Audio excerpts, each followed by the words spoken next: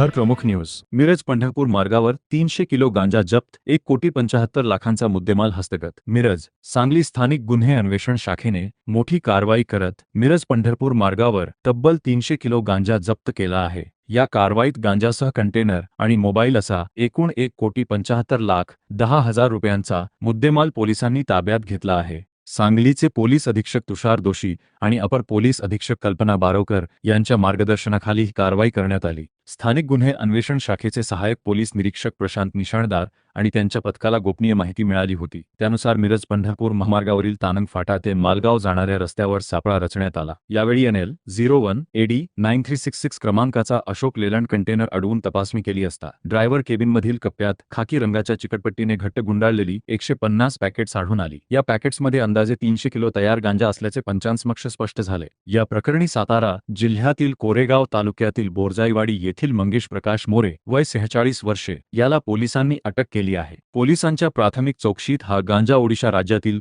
एका शेतातून आणल्याचे आणि पुणे जिल्ह्यात विक्रीसाठी घेऊन जात असल्याचे आरोपीने सांगितल्याचे पोलिसांनी नमूद केले आहे। या कारवाईत 1,50,00,000 रुपये किमतीचा गांजा, 25 लाख रुपये किमतीचा कंटेनर आणि 10,000 रुपये किमतीचा मोबाईल असा एकूण 1,75,10,000 रुपयांचा मुद्देमाल जप्त करण्यात आला आहे। मिरज ग्रामीण पोलीस ठाण्यात NDPS कायद्यातील कलम 8(क)(20)(ब) अंतर्गत गुन्हा दाखल करण्यात आला असून हा गांजा नेमका कोणाला आणि कुठे विक्री केला जाणार होता याचा पुढील तपास पोलिसांकडून सुरू आहे। घर प्रमुख न्यूज आज रोजी सांगली जिल्ह्यामध्ये एक चांगली ड्रग्सची कारवाई झालेली आहे।